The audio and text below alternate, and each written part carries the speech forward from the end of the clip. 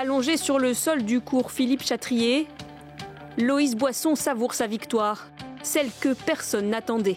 Il faut dire que cette jeune joueuse de 22 ans, classée 361e mondiale, était encore inconnue du grand public il y a quelques jours. Elle qui foule la terre battue de Roland-Garros pour la première fois de sa carrière. Face à elle, la joueuse russe Mira Andreeva est loin devant dans les classements, à la 6e place mondiale. Ce billet pour la demi-finale est donc bel et bien un exploit qui n'empêche pas Loïse Boisson de garder la tête sur les épaules. Non, je ne pense pas que ce soit un miracle. Bien sûr, j'ai aussi un peu de chance, mais je pense que c'est juste le fruit du travail acharné que j'ai fourni depuis que j'ai commencé le tennis. Et aussi l'année dernière avec ma rééducation et tout le reste. C'est juste le résultat d'un travail acharné, rien d'autre. Un travail acharné qu'elle poursuit depuis plusieurs années malgré les difficultés accumulées.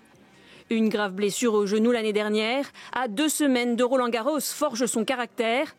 Un potentiel de battante dont son ancien entraîneur se souvient avec émotion. En septembre 2009, exactement, à la rentrée de l'école de tennis, qu'elle est venue, on l'a fait quelques tests. Et quand j'ai vu le phénomène, j'ai dit, mais je faisais des tests de vitesse. J'ai dit, mais c'est une bombe, petite fille comme ça, après. Des tests d'adresse, des tests de lancer de balle. Elle avait au niveau du bras une explosivité étonnante. Donc j'ai appelé d'autres méditeurs, j'ai dit, attends, regarde, la petite fille, là, c'est vraiment énorme, quoi. On peut faire quelque chose avec elle. Elle avait jamais joué.